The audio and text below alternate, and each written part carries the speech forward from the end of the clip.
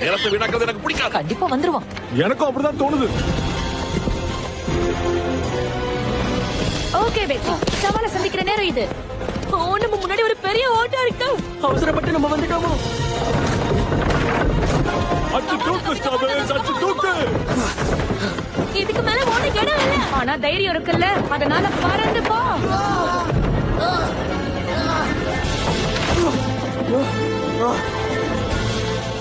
இனி நீ சுதந்திரமா இருக்கலாம். அவன் பொழைப்பான்னு நினைக்கிற?